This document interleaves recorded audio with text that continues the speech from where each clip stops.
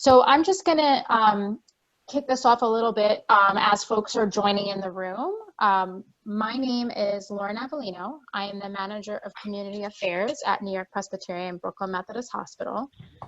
We are very excited to have you joining us this morning. It is not only is fall just begun, but it is also National Falls Prevention Week. So happy Falls Prevention Week. Dr. Melniker is going to talk to you about Falls Prevention Week. He's going to talk to you about tips to prevent falls. We are super excited to be collaborating on this morning's lecture with Good Neighbors of Park Slope and also Heights and Hills and the Park Slope Center for Successful Aging. We are going to continue bringing you more presentations as the fall continues on, and they'll be virtual, of course, so please stay tuned for a schedule. There are going to be a number of resources that we put in the chat, so please check that out and be sure to check that throughout. We have a lot of content to get through this morning, so we are going to first share the content, and then we're going to open it up for Q&A at the end. But we should have plenty of time for Q&A at the end. And I just want to, since Andy is on, I want to turn it over to Andy to see if she has anything to say this morning. I'm sorry, I'm trying to finish my breakfast. No, we have several things coming up with the hospital and Heights and Hills as a joint collaboration. We also have some of our own events coming up, but I think I will be setting up a new email list so people who want to be notified of these health-related presentations will get advance notice on those. And also we're about to start a Tai Chi class for arthritis, I think it is. And we'll send out information on that as soon as we have things firmed up. Great. Thank you, Andy. And since we're about to start, I just want to make a note that unfortunately I need to, I have another meeting, another Zoom, of course. But my colleague Stephen Beasley is the host of this meeting. He's got the clouds in the background, and he will be watching the chat box. So if you have questions, you can certainly ask him in the chat box. And it looks like Matt from Park Slope Center for Successful Aging is about to hop on. So we'll see if he wants to say anything, and then we can turn it over to start the presentation. Hey, Matt. I don't know if you're connected to audio yet. Oh, more people coming. Great.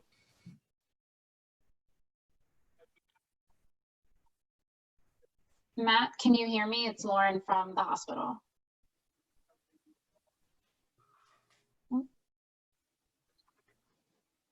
Okay, so if anything, we can have Matt speak at the end of the lecture, but as I said, we have a lot of content, so keep an eye on the chat. Stefan has already popped in resources to the chat box. That includes virtual exercise classes that are taking place now. There's also links to Good Neighbors of Park Slope's calendar events, the Center for Successful Aging's calendar of events, and other fall prevention resources. So with that, I will turn it over to Dr. Melniker, and we will get started. Thank you so much. It's a pleasure being with you today. It was great doing this in the past live, and in our new world of virtual visiting, it's good to see you all virtually today. I was asked to discuss falls. Falls, as I'm sure most of you know, are a huge problem. And the only good fall is a prevented fall. So we're going to talk about how to prevent falls coming into this fall, this autumn. Fall and winter are prime fall season because we're more bundled up, because there may be more ice on the ground. So there are a lot of reasons why we see certain types of trauma during the cold weather as opposed to sports-related stuff during the summertime. NYP, I've been at Methodist, which is the flagship of NYP in Brooklyn, for 26 years. But NYP is quite a substantial system of hospitals with 10 campuses, 2 medical schools at Columbia and at Cornell. And the main hospital is in Park Slope. Next slide, please. But as you can see, Methodist and NYP are citywide, and there are a lot of moving parts in Brooklyn, not just Park Slope. We see over 3.5 million patients at these 10 sites. The emergency departments of these 10 hospitals see nearly 700,000 patients. Nearly 26,000 babies are delivered in the system, and over 10,000 physicians work here, and at over 4,000 beds, it's one of the largest hospitals in the United States. Next slide, please. Here we focus in on Brooklyn, and we see just how many satellites and other components of NYP are in Brooklyn, whether they be medical groups or school-based centers or even kiosks, which are now available and will be more available in the future. As you can see, many Brooklynites are employed in the enterprise and within the borough. I didn't know that 2/3 of our employees are Brooklyn residents. I was a Brooklyn resident. I recently moved to Staten Island, which is my 5th borough of the city of New York. So I have hit the quinella, as my friends keep telling me. And we have many different centers. So NYP has a very large and widespread footprint. In addition, we did initiate in the last few years a mobile stroke unit, which treats stroke in the field and has treated hundreds of patients over the first 3 years. NYP has 3 of these units, one in Brooklyn, one in Manhattan, and one in Queens. Next slide, please.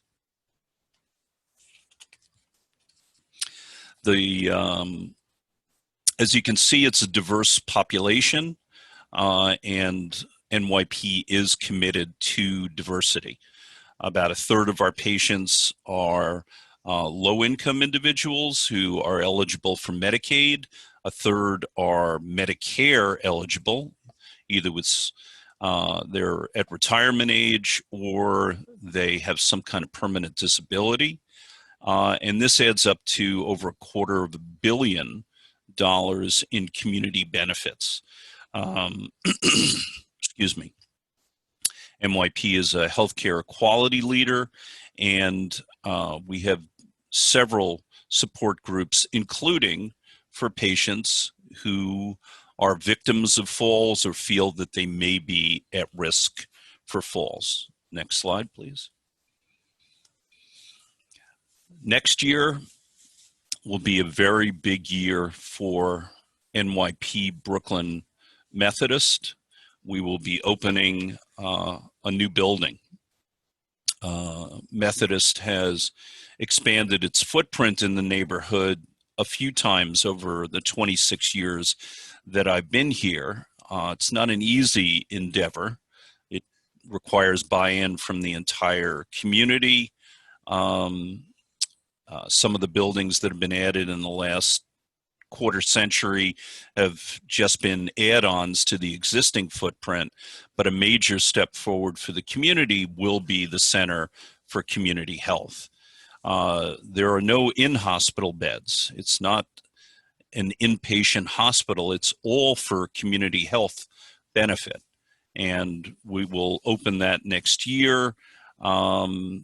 It's quite large. It will improve the parking situation in Park Slope for those of you that still drive to the site. but it's going to be an amazing plus for the neighborhood and for the borough. Next slide, please. As I said before, the only good fall is a fall prevented. The only good injury is the injury prevented. The amount of energy and time the medical world has put into things like heart disease and cancer treatment and stroke is extraordinary. We haven't done nearly enough to minimize the effects of trauma. Trauma is the leading cause of death amongst young people, and it's one of the leading causes of death amongst older folks, and in particular, older individuals. The main cause of their traumatic injuries are falls.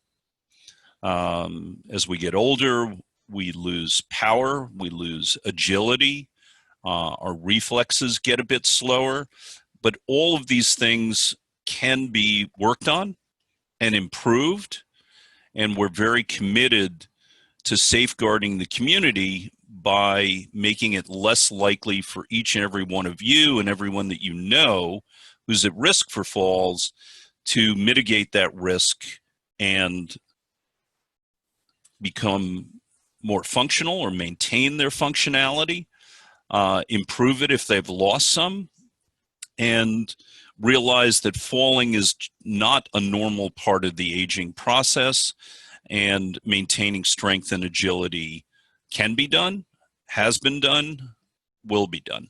Next slide, please. So what do you do if you fall? Should you go to the emergency department? The question is very important, and especially in the time of COVID-19. The answer is very clear, and it's yes. I've taken care of a lot of people over the last 26 years, and it's very common for people to be upset about being in the emergency department pre-COVID. And now perhaps even more so during the COVID era. People have said to me many times over the years, I'm really not happy that I'm in the emergency department. And my answer is always the same. Well, I'm not, I'm happy to see them, but I'm not happy that they need the emergency department. The ER is not a place to go to unless you need the ER. So if you have a need to go, then you need to go. The hospital is a place to avoid. Doctors are people to avoid unless you need them. And that includes staying healthy so that you don't end up getting more sick, and you stay out of places like the emergency department and the hospital. In addition to talking about falls in the past, I've talked about strokes, talked about heart attacks. There's a great deal of concern since so few people came into our emergency department in the spring with things like heart attacks and strokes, that they suffered these events at home, sometimes alone, and sometimes they didn't survive those events. And that's a real tragedy, because we're always there and we're always doing everything we can to keep patients as safe as they possibly could be. Our number one rule is to provide quality care and to maintain patient safety. So the emergency department is kept as safe as is physically possible at all times, before COVID, during COVID, after COVID. We are not over census. Our emergency department has been underfilled for most of the last 4 months. We are not boarding patients because we can't get them upstairs because the hospital is filled with patients. The hospital hasn't been full. The emergency department hasn't been full. And we are very careful to screen everyone that comes in. That means employees and every patient. for any kind of potential infectious disease, and we separate those individuals into different parts of the emergency department. So those who have no evidence of infectious disease are in the cleanest possible area of the emergency department. So most of you will never be comfortable about an ER visit, but when you gotta go, you gotta go. And we know we need to take good care of you, and we know we need to keep you safe.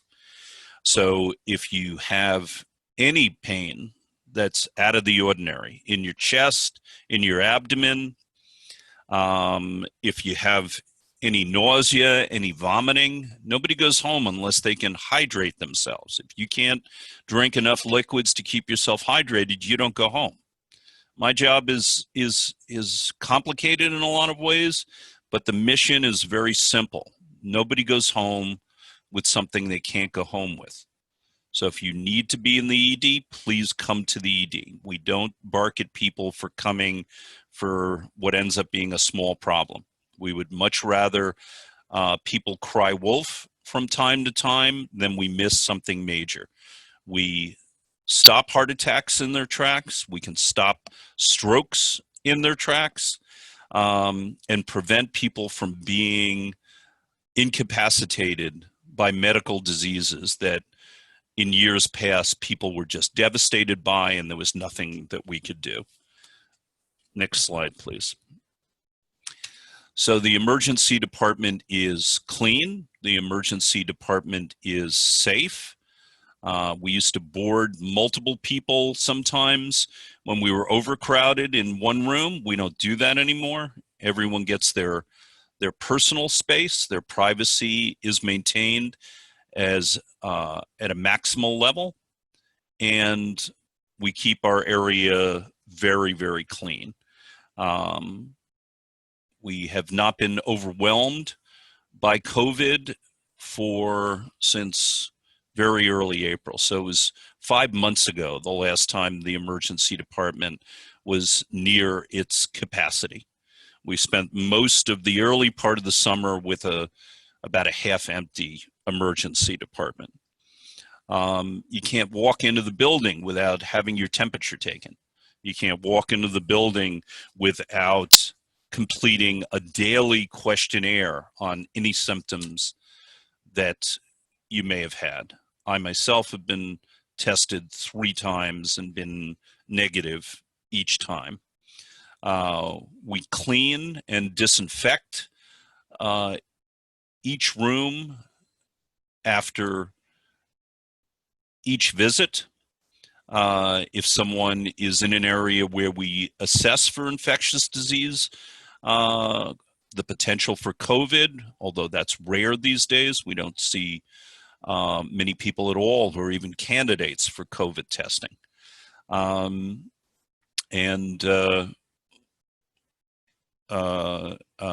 We do especially intense disinfection anytime there's any suspicion of disease. You may have heard a lot about personal protective equipment, masks, goggles, gowns. We have always maintained an adequate supply. There is no shortage of PPE in our emergency department. And as I said, we screen all visitors, all patients, and all personnel. So if you do fall, if you are injured, we are here and we are ready to take care of you in a high quality fashion and in a manner that maintains your safety at the highest level. Next slide, please. This is not projecting well. We'll talk about the facts on falls. Thank you. Fall prevention resources, and we have many. What conditions you may be bothered by that make it more likely for you to fall, and what can be done about that. What you can do to prevent falls, what we as physicians recommend, what healthcare professionals in general recommend, and how we can change these statistics. The network, the emergency department, the country needs to do a lot more about mitigating illness and injury, and get past our current status of where doctors mainly take care of people who are ill or injured. We need to prevent illness. We need to prevent injury. And that's what most of this presentation is about. Next slide, please. And as I said at the start, this is a very common problem. It's a problem we, almost all of us have encountered ourselves, with family members and with friends. 1 in 4 older adults will fall this year. You have to respect gravity because it doesn't respect us. The emergency department is seeing people who have fallen every hour of every day. There's virtually no time when we don't have someone in the emergency department being evaluated after a fall. Next slide, please.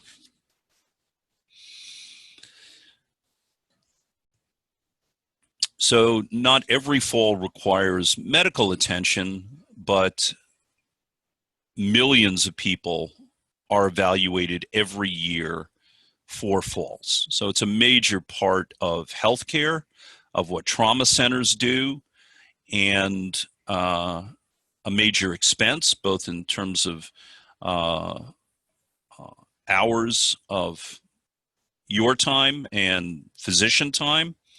And the final outcomes are devastating, with over 25,000 deaths in older Americans every year.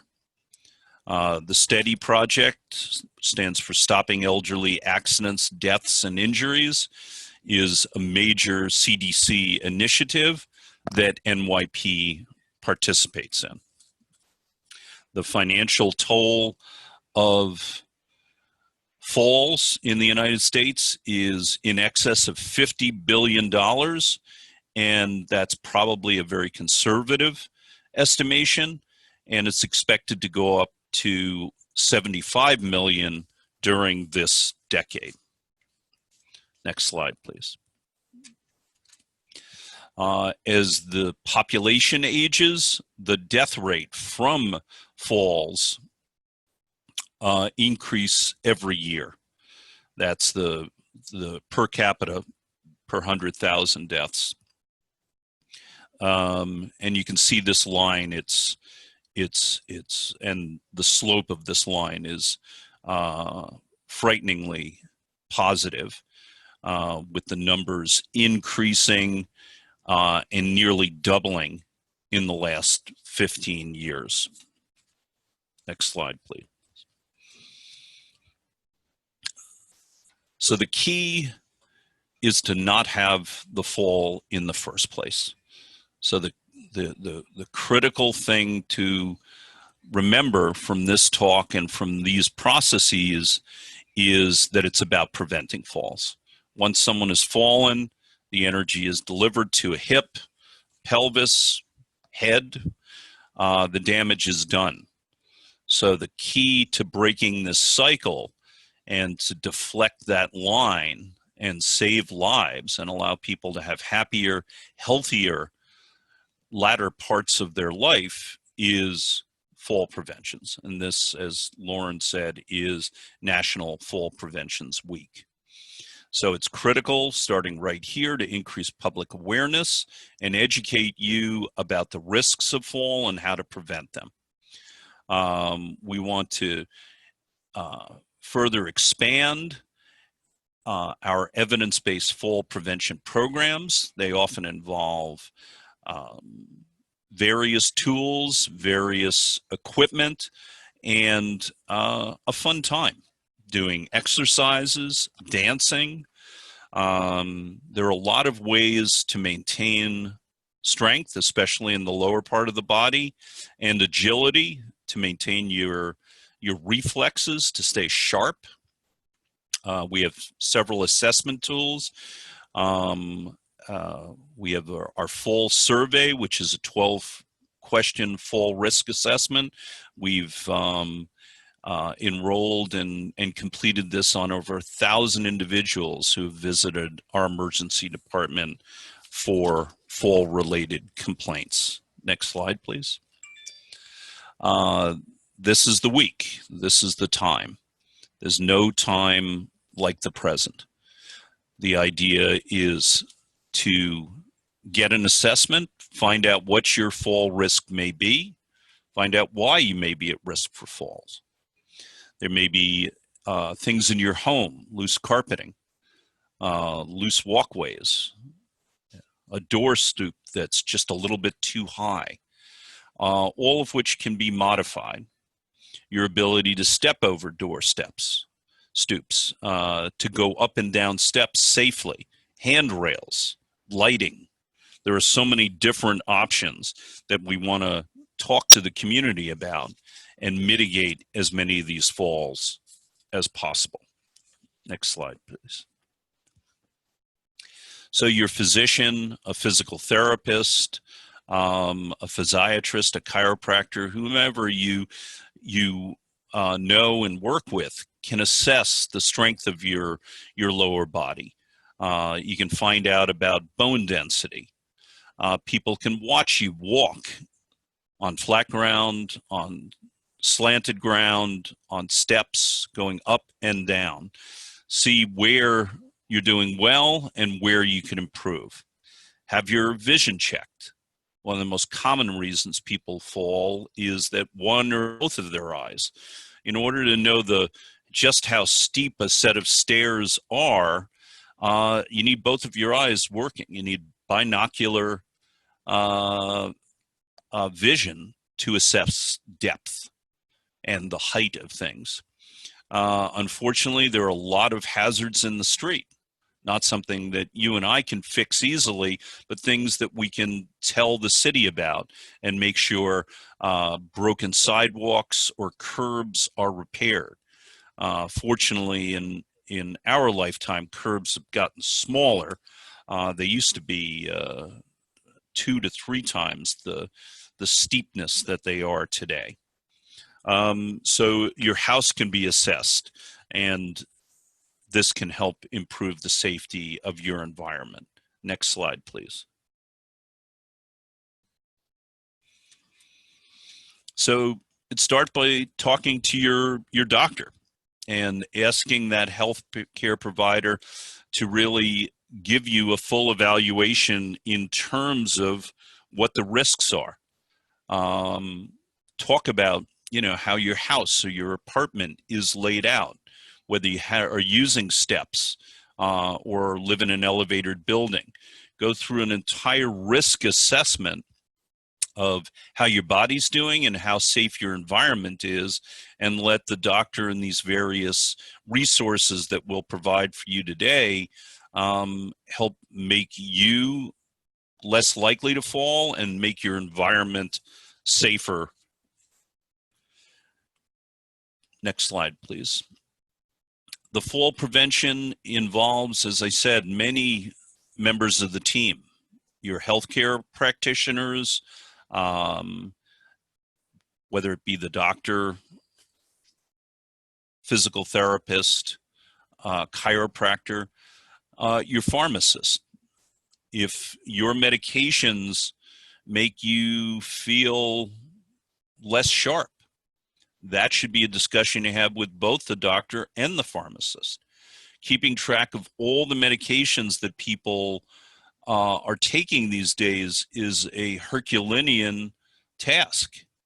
It requires an enormous amount of effort to know what everyone's on and whether the next thing that we might need to add for an acute problem or the discovery of some chronic process that you need care for, how will that next pill interact with all of the other pills? That is a very tough question to answer, but the only way to attack it is to have the conversation and see what you can do about alternatives or modifying doses of medications, or maybe just the timing of when you take your medications. Maybe it's just a function of spreading things out more evenly during the day. Again, you got to have the conversation with both the prescriber of the medication and the pharmacist who's dispensing the medication. Next slide, please. As I said before, it's a good idea to have your vision checked. I just got a new prescription. I've had some issues with my eyes for my entire professional career, starting from when I was a medical student. And the last prescription I got was considerably better than the last few I had gotten. My vision is much better today than it was a year ago with my old prescription. So I know that eyeglasses and things like that are not always fully covered by insurance or by Medicare, and that these things can be expensive, but this is a very worthwhile investment to find out that you do have the prescription that is just right for you. Next slide, please. And then the last main topic is the hard work. When we are very young, and that means probably under the age of 30, it's okay to think of doctors as somebody you go and see when you get sick or you get hurt. Right around your 30th birthday, and while you're in your 30s, your thoughts about healthcare need to evolve. You need to start thinking of the doctor as your coach, your health coach. And their main function is to keep you healthy, to keep you strong, to keep you fit, to keep you unlikely to fall. But the flip side of that coin is you're the athlete in training. The best tennis players in the world all have coaches. They can probably all beat their coaches 99 out of 100 times on the tennis court.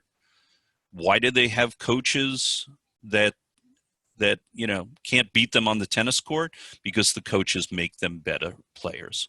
And the function of the physician is to make you a happier, healthier individual.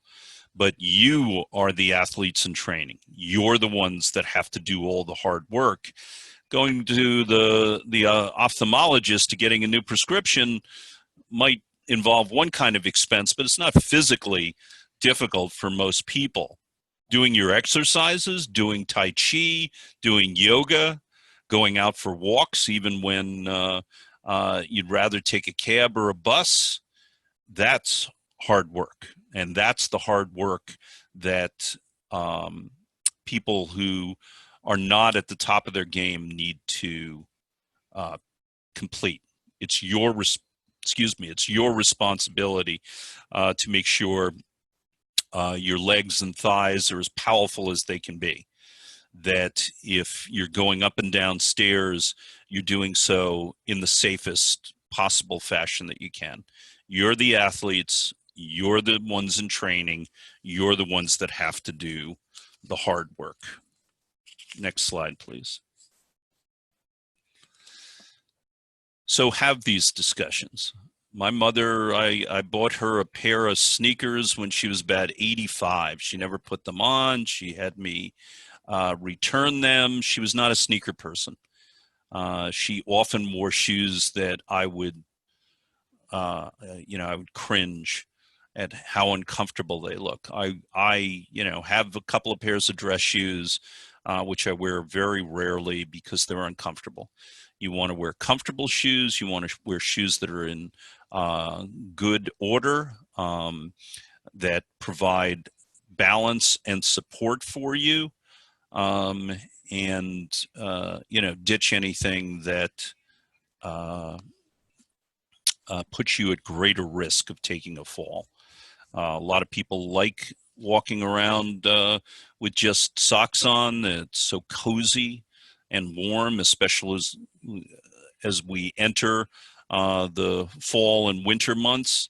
Walking around in just your socks is really quite dangerous. The potential to slip and fall is great. So you want shoes that don't have slick soles, that have some kind of grip, not too great a grip, but they shouldn't slide from underneath you. So identifying which of your footwear is appropriate for you at this stage in your life is also very important. Next slide, please.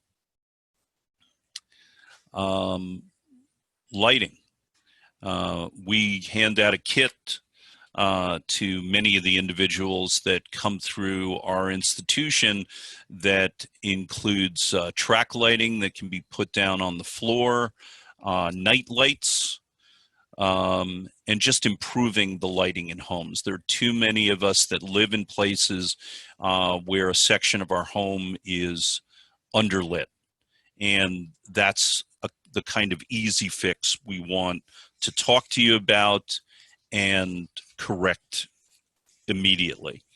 We have had some power outages. I don't know whether you experienced them in Brooklyn.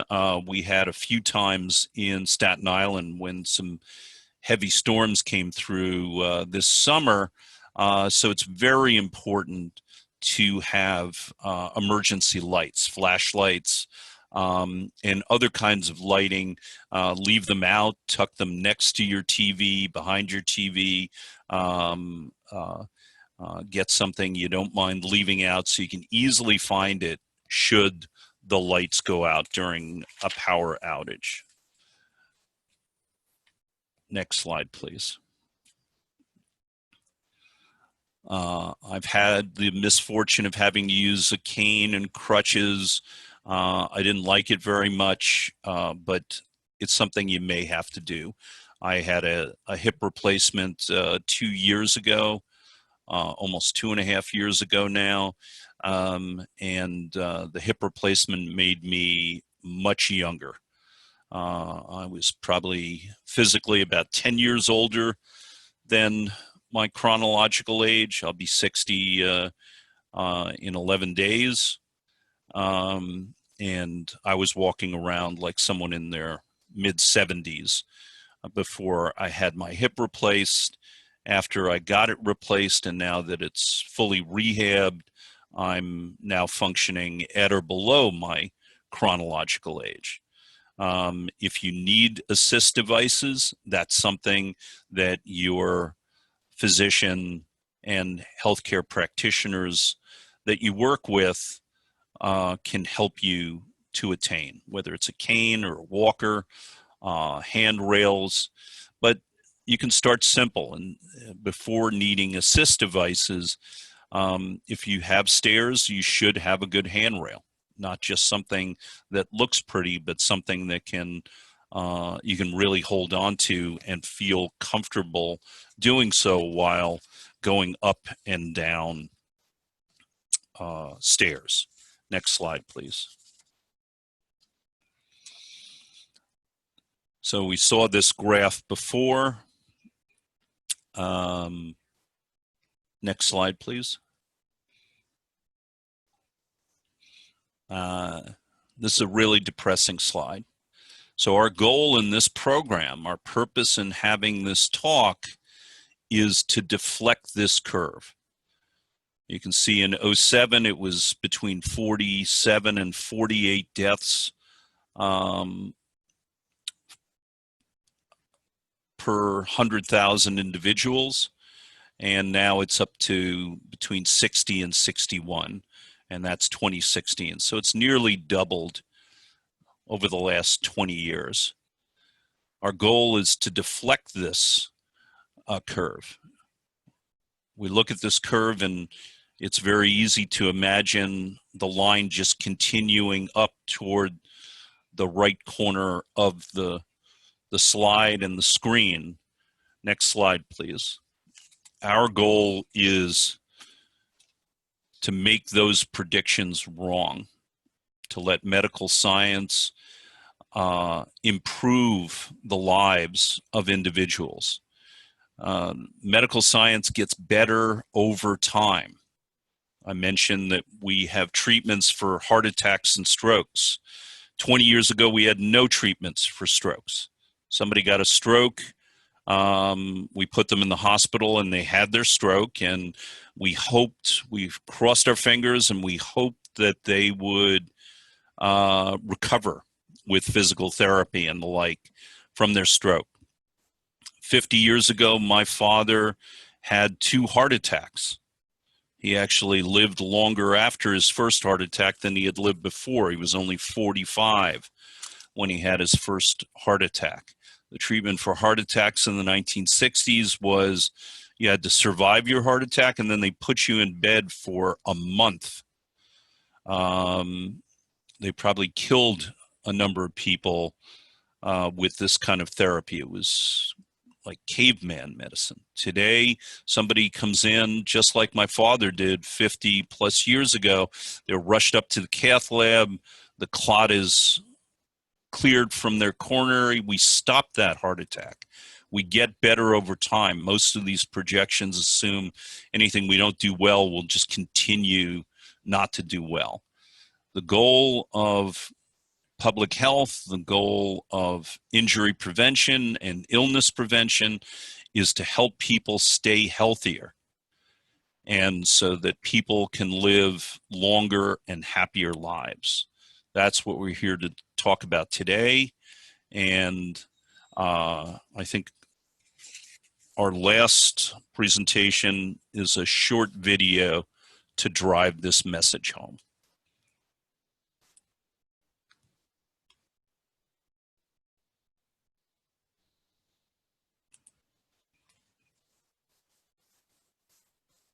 I don't have volume, Stefan.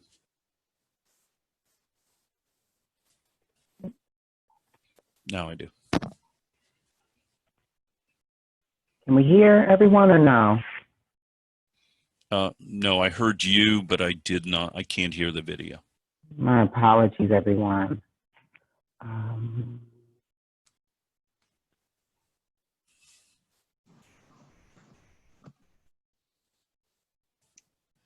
My apologies. We just tested this video right before we got on the call, and now it would like to not work. Hopefully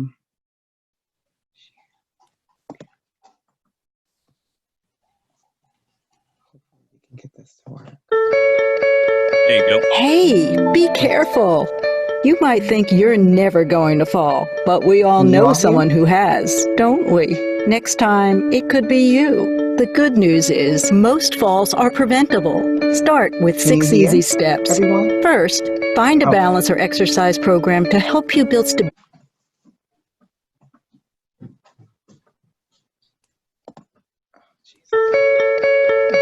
Hey, be careful. You might think you're never going to fall, but we all know someone who has, don't we? Next time, it could be you. The good news is most falls are preventable. Start with 6 easy steps. First, find a balance or exercise program to help you build stability, strength, and flexibility. Make it fun and go with a friend. Don't be afraid to tell your doctor if you've had a fall or are afraid of falling. Ask her to assess your risk of falling. Discuss medications with your pharmacist or doctor. They'll know what prescriptions and over-the-counter medications can increase your risk of falling. Make sure you get your vision and hearing checked every year, because your eyes and ears are key to keeping you on your feet. Keep your home safe. For example, remove any items you might trip over. Make sure your home is well lit. Use bath mats in your shower and install grab bars in the bathroom. And finally, remember, it's important to talk to your family. Ask for their support in taking these simple steps to stay safe.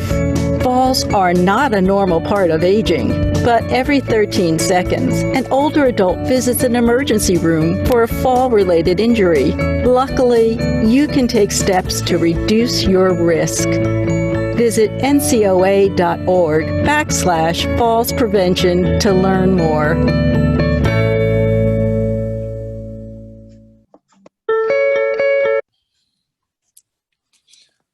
Terrific video. Does anyone have any questions or comments? Hello, doctor. You hear me? Yes. Okay. Hello, Dr. Meaning. I fall since I was teenager. I don't know how many falls I have in my life. I break, in my nose, so many falls. And then I took yoga for many years. That helps me a lot. Yep. But I have pain on my knee, and the doctor told me don't take yoga anymore. Now I just started with this program, yoga in a chair, that I hope that it will help me. Now, there is any special doctor that I can see him about my balance, because I don't have balance at all. I fall like and I know when I am falling, I feel like I am falling, but I fall. Yeah. Yeah. Pain is a terrible thing. Before I had my hip replaced, I had an injection, and they put some Novocaine into the hip joint during the injection, and for about 4 hours, I had no pain. It was the only 4 hours in about a year that I didn't have pain. So pain is serious business, but pain is a very personal matter. So if your balance is not good and you think yoga improves your balance, Yes, we did. but yoga makes your knee ache, you have to decide for yourself, what's more important to me? Some pain in my knee and I won't do the yoga, or I'm worried about my balance and I will do the yoga and my knee will be a little bit sore and I'll have to take some Tylenol or ice my knee after yoga. Maybe it makes more sense for you to take Tylenol an hour before you do your yoga and then put an ice pack on your knee for an hour after you finish yoga. Very well. And you get the benefit of the yoga and you aggressively manage the pain in your knee. Okay. Pain is a very personal decision. Some people, it's a kind of a different topic, but you may know people who have gallstones, who have gallbladder attacks. You can have your gallbladder taken out. Some people say, I don't want an operation. I'll deal with a couple of times a year having really bad pain in my belly. I don't want to have an operation. Mhm. And someone else may say, I don't like this pain. This pain affects the quality of my life. Take my gallbladder out. It's a personal decision. You have to decide what is better for you. Yoga and knee pain, or no knee pain, but your balance is not where you want it to be. It's your decision. Yeah, but I had 2 years ago surgery on the meniscus. Yes? I am scared about those things too. That now that I see that the yoga in chair that helped me, then will be better for me to do yoga in And chair. that's exactly your decision. That's exactly how you decide. What you just said is exactly right. This choice is better for me. Yes. Yes. Thank you so much. Good luck. Thank you. Anyone else? Yeah. You talked about how socks are a bad idea. I get that. What about Well, going socks alone. socks alone, right? Barefoot or socks with grippers on them? What do you think about those? Yeah, it's all about grip. Mm-hmm. You know, my wife tells me I have very soft feet. My feet are kind of smooth. I'm a sock wearer. I don't like my feet to be cold. I've always been that way. So I would assume my feet are kind of slippery. And, you know, perhaps that's not the best thing for me. If, you know, you are comfortable, you feel that your balance is good in bare feet, by all means. Again, we're getting into fall and winter where the floor in your home might not be as comfortable to walk on in bare feet as it is during the summertime. And the point of that topic is, rather than walk around in just regular socks, put on the grippy socks. Or if you put on socks to keep your feet warm, throw on a pair of light walking shoes or sneakers so you don't slip and slide. Okay, thanks. So we have about 8 minutes left. Feel free to ask some more questions in this last few minutes. And also you can feel free to put the questions in the chat and I'll read them. Just wanted to interject there. Yeah, I have another question. There is any doctor specialized on balance? Sure. It's, what kind of doctor is that? The persons who specialize in those are physiatrists. Could you spell that for me? It's physiatrists. PHYSIOL.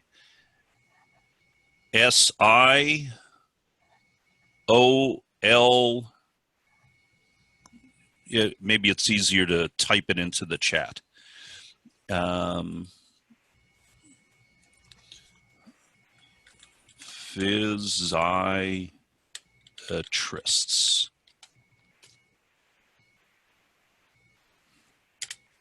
But it's not necessarily a doctor that you need.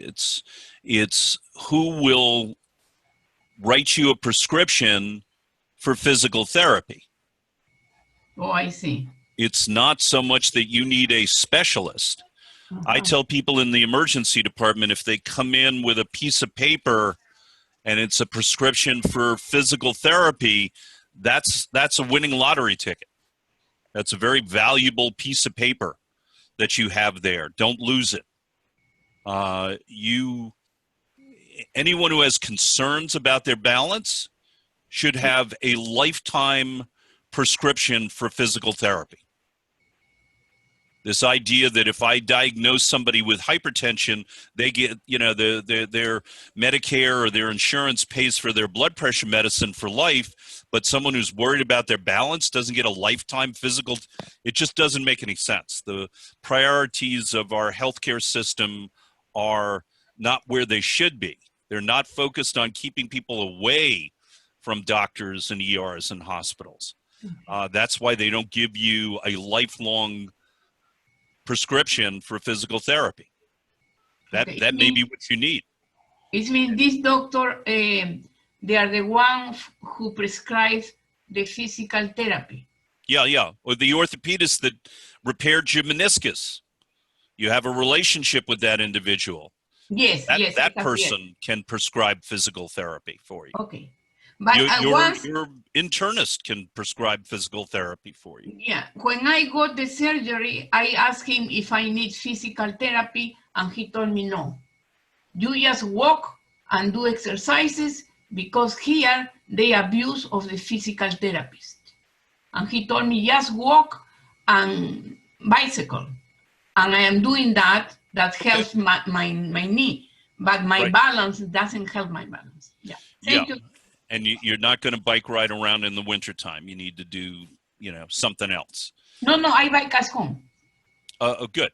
Yeah, I bike. Thank you. Okay, thank you.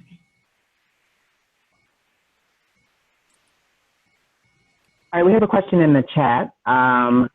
It's from Raquel, and she says, my dad falls a lot and my dad wants to stay in a wheelchair, I think he should walk around as it's a form of exercise. What is the opinion on this?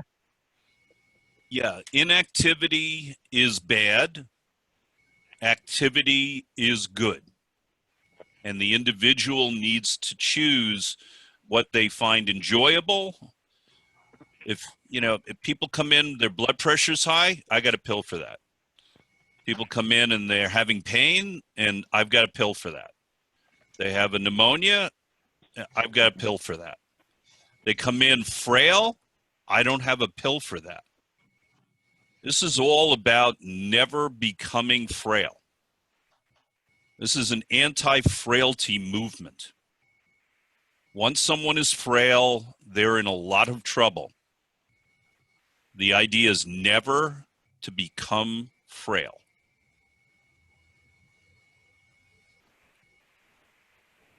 Got it. Anybody have any further questions?